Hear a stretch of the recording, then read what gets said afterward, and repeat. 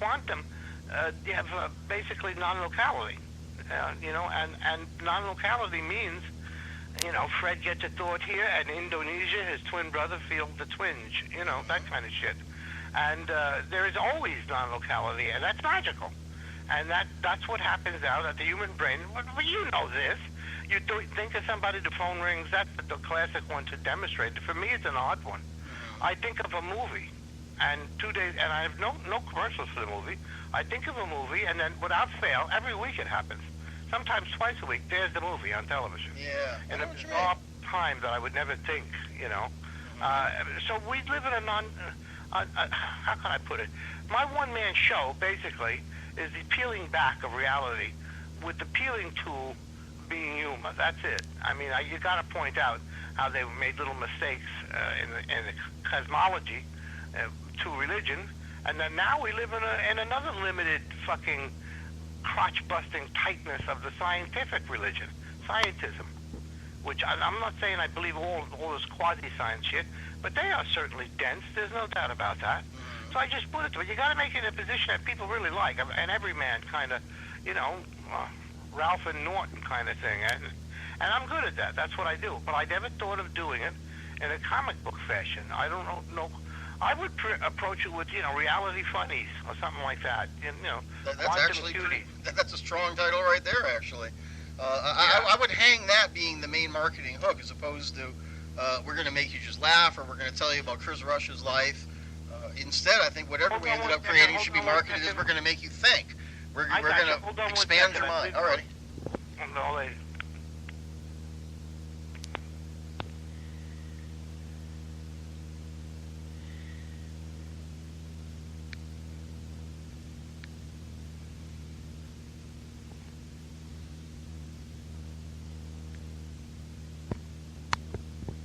Hello. Alrighty. Hello. Still here. Yeah, good. That was my old lady asked me if I want something from the store. Like I can think now. Oh, fucking bad, Joe, man. Plus, my mouth tastes like when you first go through the tunnel and come out in Jersey. It's the exact opposite of an organic fruit.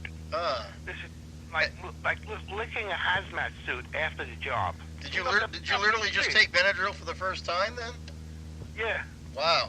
Well, I don't envy you that. Because of people like you, who always told me, Benadryl, you'll have an accident with a bandsaw. You'll put something in your eye. It's bad. It fucks you up. So I never took it. But lately, with the eyes running and waking up at 4 in the afternoon, because I'm just so fucked up after being out in the air at night, I can't describe it. I told you.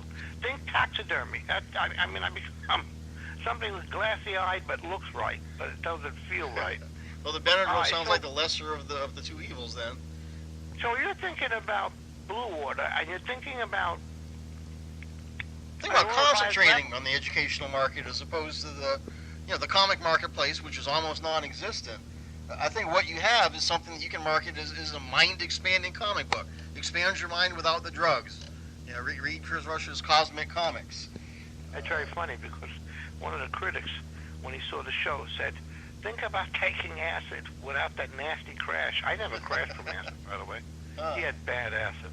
I always felt well-oiled and harmonious with the universe the day after acid.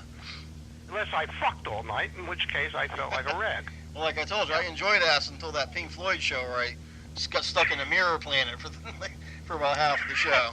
But until then, I always enjoyed acid, too. Because of the colors I could see on acid, I could not see in real life. Yeah, you have that sepia tone situation. Yeah. And I'm sure that the precortexal, where's the visual cortex in the back of the brain?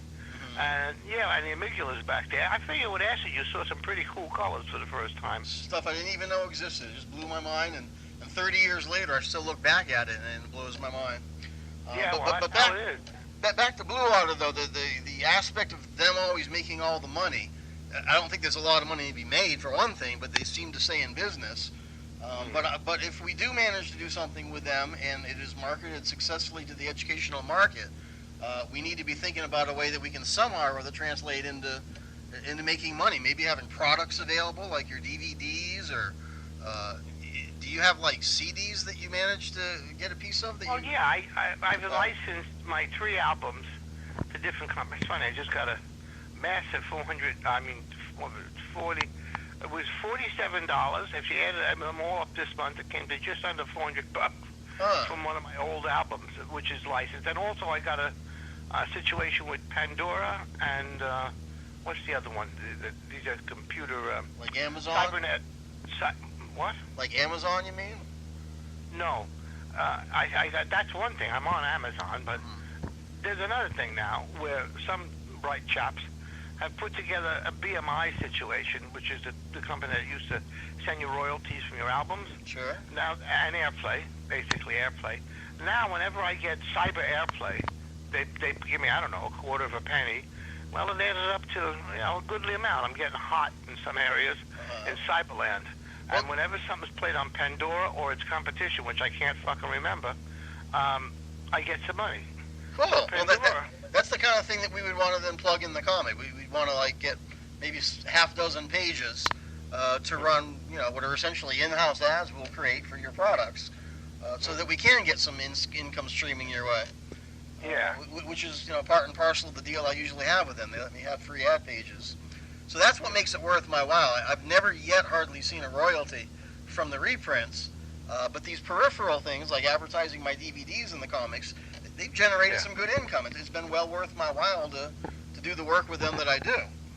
Well, I have to think on how to put down the equation. You'd have to help me think to put down an equation in my mind to follow to do that. As far as marketing the peripheral stuff, et cetera, et cetera. Okay. Right now, I'm in a financial. I don't have to play games. I'm in a financial bad spot like the rest of the country, but probably a little worse because of the 5 months with the fucking teeth. 5 fucking months. And gone, subtracted. And before that was all the debt and the no will and blah, blah, blah. So I had a really rough year, man, Yeah. I'm talking Ahab with a broken harpoon. Huh. So I'm trying to put it together now and get some kind of substantive cash flow without having to sell my soul and go to Iowa for $1.98 for a week. Yeah. I don't want to do that. I don't want to be on a stage in Iowa. Not that the people in Iowa are bad, but when you come away after subtractions and all with enough money to buy really good gum, it's just not worth it. Yeah. I'm older now, and I've got to make a move towards doing something.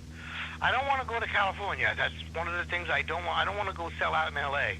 Yeah. I want to sell out in San Francisco, to be honest, because that's where the new age kind of hippie, hip acid without the acid, philosophical and funny elements are.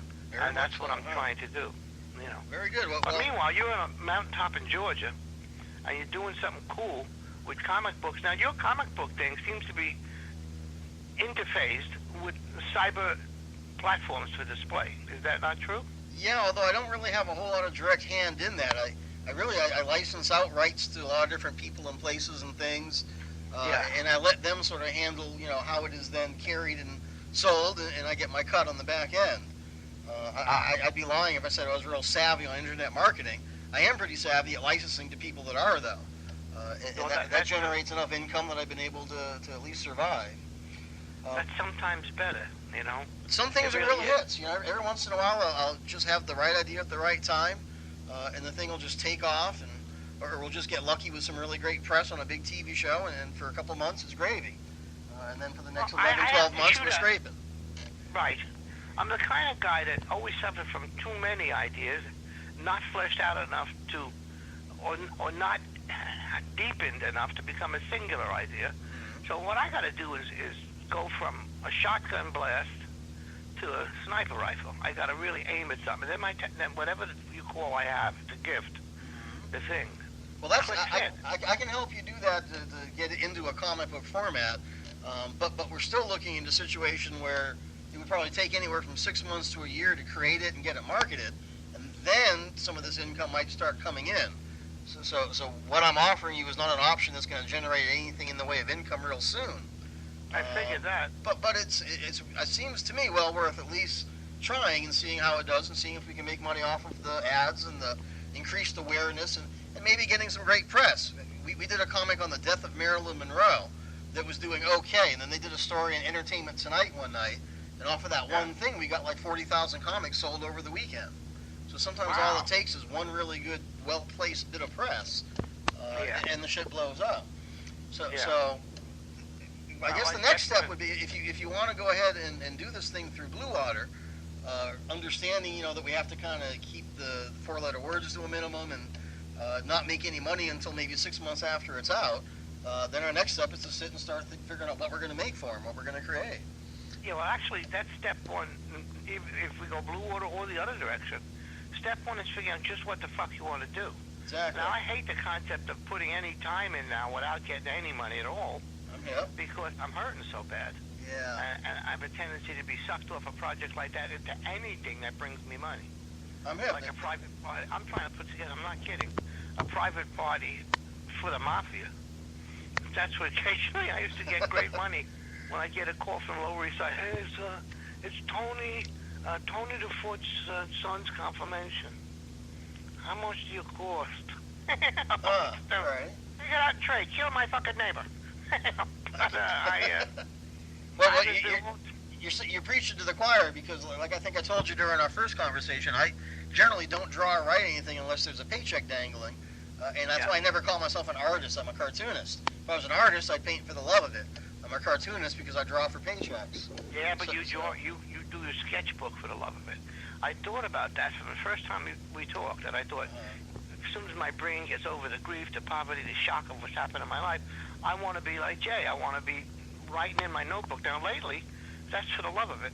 Lately, I've found out the love of it is the only way to really go. That's where the money really is. It's when you're flowing that way. And I've been writing in my notebook here and there, but it's just coming together. As far as the comic project, I still got to know what to aim at.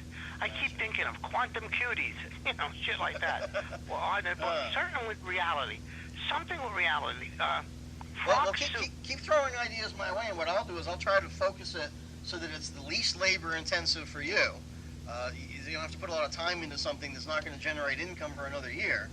And I'm kind of, as you're speaking during this conversation, I'm taking a few notes here, and just keep throwing them at me. You don't have to plan the comic from cover to cover. Just throw me your ideas, and I'll throw back at you what I think we can do with X, Y, and Z.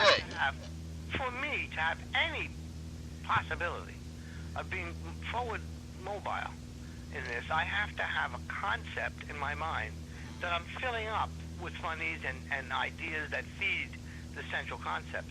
And the central concept is kind of like the condensation of the how can I put it, the non-fuzzy feeling warming new age shit from my one-man show.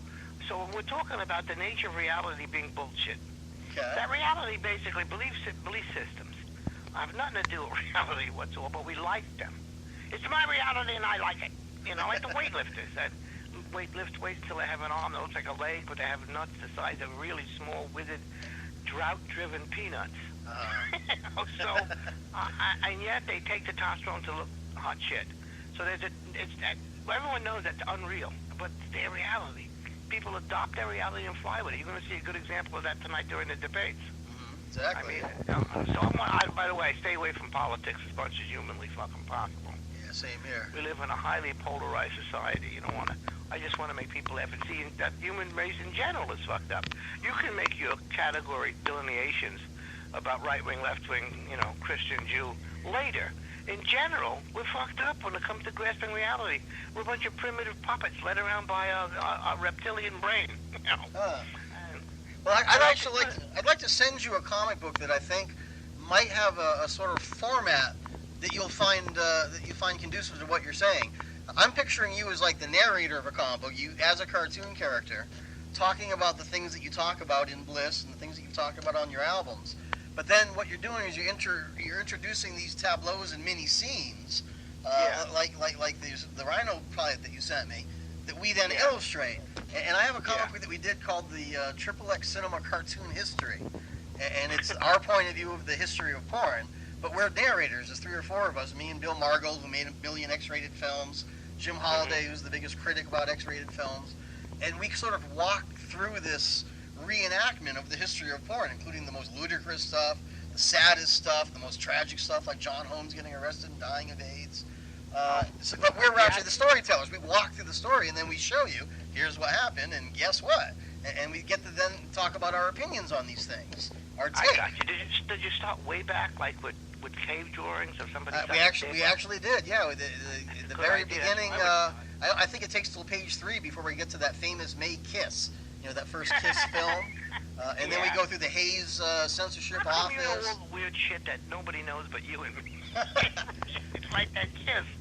Yeah, that'd really be horny. Yeah, and that big ugly fat woman there, that was just so scandalous back then. Kiss on the cheek, oh my God.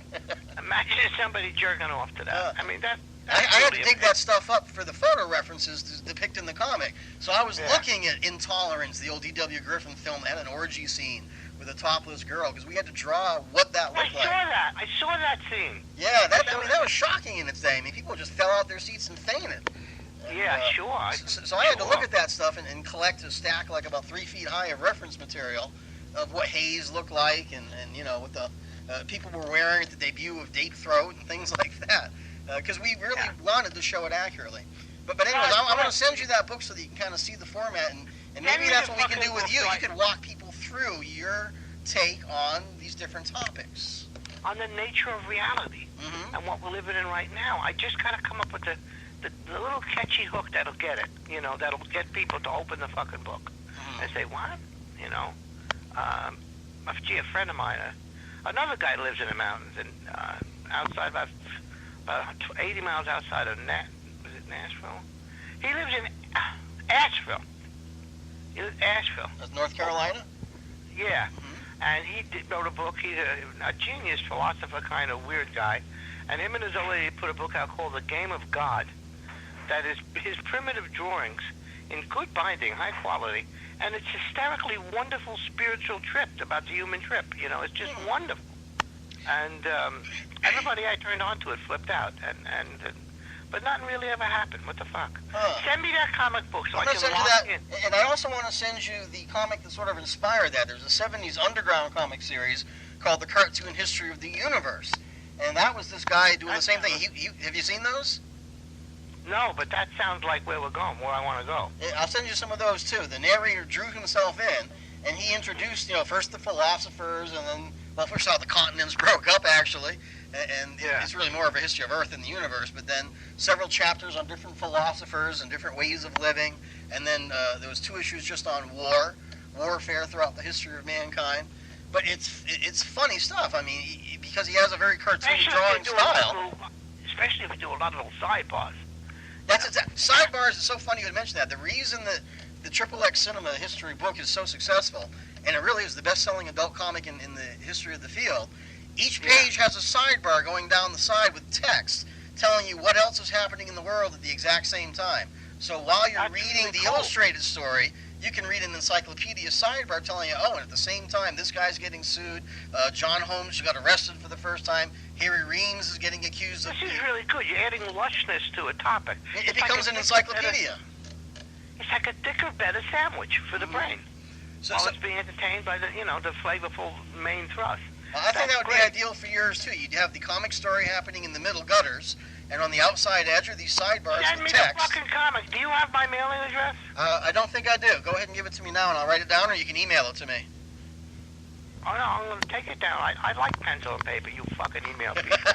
Go ahead. All right. 66-22 Fleet Street. Fleet like in fleet of boats. Gotcha. Fleet Street. Yeah, 66-22 Fleet Street. Oh, what's our zip, baby? I forgot. 113. Zip 11375. 11375. Right, that's Forest Hills, New York. Forest Hills, New York. I'll go ahead and send that over the next couple of days. Wait a minute. Apartment V as in Victory. Or venereal. Excuse me, apartment 4. Apartment 4. Did I say 4V? Megan, stop moving around in front of me. All right, let me read that back. 66-22 Fleet Street, apartment 4V as in venereal, Forest Hills, New York. That's right, Forest Hills, New York. 11375. Right. Holland, capital of the world. Right. Excellent. Well, I'll send that out to you, and I think from there, you'll kind of see a format that we can just grab right onto and do. And it's a format that I've used for other books besides the XXX Cinema. I did a cartoon history of rock and roll, the 60s. They had the same sidebars, and I followed it up with the 70s. It outsold the original one. And it's the same thing. These little encyclopedia sidebars that tell you while the Beatles are doing this, here's what's happening, in the law at the same time. Here's what's happening in the war. Here's what's happening in South Africa that someday is going to tie into this when George goes to play there and everybody crucifies him and things like that. I'm hearing you, and I'm saying to myself, the concept, the illusionary concept that Japanese pop culture, Brazilian pop culture, Mexican pop culture, Italian, and us are different is bullshit. That's gone away. Mm-hmm. You fuckers with computers dissolve that. Yeah, it's all one big thing that seeps from one side to another. The biggest kind of entertainment other than electronic in Japan, as you know, is that word that starts with an M. The manga?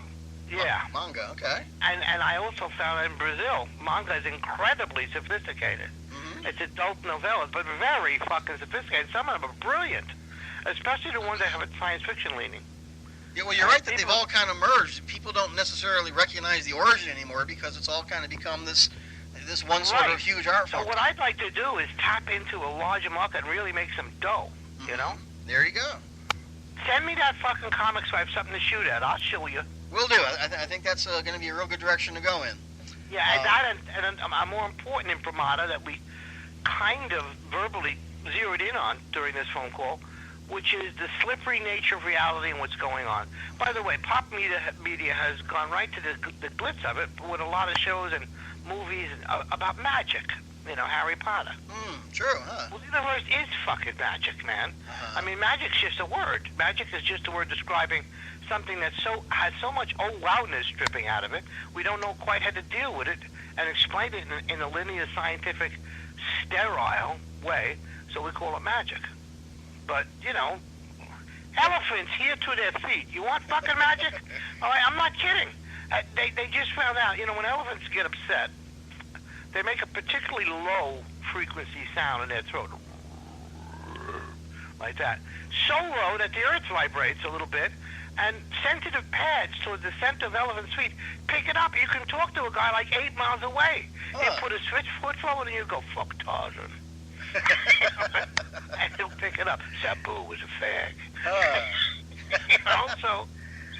Wow, jungle boy. There's like a lot of different weird shit that I know. I mean, I really do know a lot of weird shit. I'm the guy to be locked in solitary with, I'll tell you that.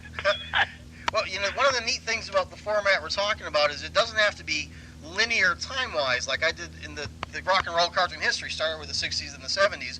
We don't have to stick to that because, like you said, the internet has blurred all that, and the same kids, the kids are listening to everything from Bobby Darin to Led Zeppelin to Lady Gaga, and it's all the same to them. They don't realize that some of that stuff is 30 years old. When I was a kid in the 70s, I was not wearing Benny Goodman T-shirts. I wasn't wearing Bobby, Darin T-shirts. So we liked our music in our time, but all that's blurred now. There is no more concept of when something started and when it ends. There's a goodness to that. Maybe we can stump out this disease called rap and hip-hop, which is not music. I know it's a real good first rap with the good ones, which were rare, should be an abbreviation. Rhythm and poetry. Rap. There you go, it is. But we can unfold these kind of things, not necessarily in the order that they happen, is what I'm saying. You can tackle them in any random form in an order that you want, instead of doing, you start one day and end with the other. I'm asking you to do me an enormous favor that would change my life. Next to money is the most important. Well, actually, before money, but in a practical sense, I'm staring at bills, money comes first. But as far as what makes my heart sing, and then later turns into sometimes in my life, occasionally, weirdly, big bucks, is love. And what I want is a form that I can love writing down shit for Jay and then emailing it to you. Now, you sending me that comic book in a tangible way will help a lot. But then what I'm going to send to you, I guess, will be little blurbs and blips of funny shit held together by some logic equation, which spins out from the general descriptive title and ambiance concept for the series. Reality, I just got to play with that now. Okay. Gotta play with it. And I'm pretty good actually at thumbnailing graphics, so I can do, sort of a stick figure outline of how we might compose all this stuff together, and put some tight sidebars together with maybe some suggestions for those too. We can't look. Even though I'm starving, I can't think of money right now. We're starting off awful. Get some wire and a wheel. I've got some canvas. Why not find a high place and see what comes to us? Alrighty. Well, good enough. I'm going to send you this some samples and maybe some notes here because I've been writing this whole time we've been talking. Send me the fucking note. You've been writing that. Boy, you'd make a great witness. You have to be killed. You've been taking this down, you motherfucker. Well, I smoked way too much pot in my youth to remember stuff that well, so I write down everything. So. Make a note. Jay writes down everything. It's like wearing a wire. Okay. All right, well, I'm going to get this out to you fairly quickly. I want to have some fucking fun with this, man. That's too. What's missing. I've been through so much serious shit. I want some fun, you know? Well, I'm also send you some of the other Blue Water books so you can kind of see what else they do. And I'll even send you some information about their markets, because it's really fairly impressive. You know, they got these things in the hands of junior high school students. There's a woman at DePaul University named Dina Weinstein, Professor Dina Weinstein. She actually teaches a class about Blue Water's comic books. It's a sociology class, and they actually study the comic books, and that's the class. That's pretty heavy. And this would be part of that. This would be sold right to that direct market. Look, you got a nuclear. I'm like a nuclear pile, okay? And I'm only hooked up to a fucking electric toothbrush, and it's frustrating nuclear power. And the fear and shit and poverty stress is pulling out the control rods. So you'll be doing me and the human race a favor. Okay. Send me some of that shit so I can start to find a target to send my neutrons to. All right, my proton. All right. And my goal is going to be to make it as least labor intensive for you as possible. Yeah. Because, like you said, you've got other things to be worried about. And this is something that I feel kind of passionate about, that I'm really proud to be involved with. Don't get me wrong. I'm starting to get passionate. I just enjoy foreplay. Okay. Well, good. I think we have. By the way, since I'm getting to know you, and after you send me your, and thank you, by the way, in advance, and you send me your little briefing package, because I respond very well to shit like that. Okay. I've never really got out of the comic book phase. I say to you, I have to know something about you. Are you political at all? No, not at all. I haven't even voted in the last 3 elections, because the last time I voted, I wrote in Howard the Duck. So that's how long it's been. There was a Howard the Duck for President campaign. Before that, I think it was Pat Paulson. I wrote in. Shit. I met Pat Paulson. I worked with him at the Bottom Line. Wow, I really admired him a lot. I really got a kick out of his presidency run. Fucker. I bet. He said at one point I smelled like pussy. Really? I said, you look like the lab rat that didn't get the vitamins. Wow. But then we hit it off.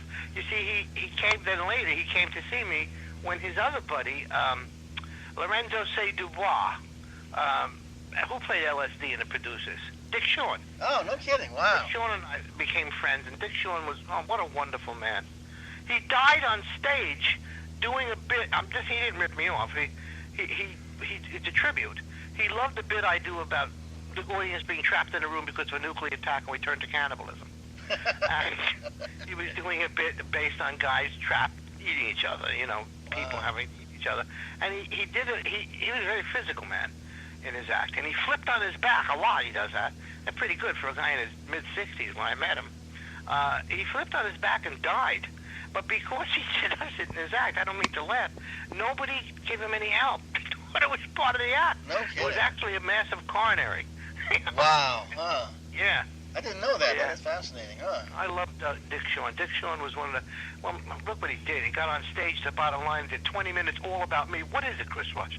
Certainly more than a comedian. What is it, Chris Rush? And he was just wonderful, wonderful guy. Not only because he bragged on me, but because he was hysterical. He was also into blow, and I don't know, I never was into blow, but he was into, coke in his 60s. That's a good way to die. Yeah, well, that's a shame. It really is. He actually did a lot of, he got into the mainstream a lot more than one would expect, knowing that about him. So good for him. Hey, he was in Mad World, remember? Yep. He played the son. Yeah. I actually have that movie poster, the Jack Davis artwork. It's got 150 characters drawn onto it, and each one looks like the actor. I stare at that thing a lot of times when I'm inspired to do portraitures, because nobody topped the guy who did the Mad World poster. It was incredible. Okay, look, she's waving at me, so I'm going to go. Alrighty, partner. I'm going to put this in the mail. Listen, motherfucker, don't walk more than 30 yards from the house unless you're carrying a large gun. I'm hip. I'll send you a picture of my bear friend, too. Yeah, you did. I didn't look at the pictures, but I want to see the picture of this man. A picture of a little cute little fucking teddy bear. No, this is a Volkswagen coming up the driveway, man. He's huge. Okay, I'm going to get this out to you probably tomorrow then, Chris, and we'll talk maybe next week. I just thought of folks wearing a Volkswagen covered with a fur coat. That's pretty nightmarish. It's what he looks like. Okay, partner. Well, we'll probably talk next week then. Okay, send me the shit and we'll talk. I'm gonna call you more. If I call at the wrong time, tell me to fuck off. That's all. Not a problem. We'll relationship. We can't make appointments for every motherfucking word. Okay. Yeah. Well, I keep different hours every day depending on what I've got done, so that's not a problem. That sounds fun to me, Bo. Take care, partner. Okay. Bye bye.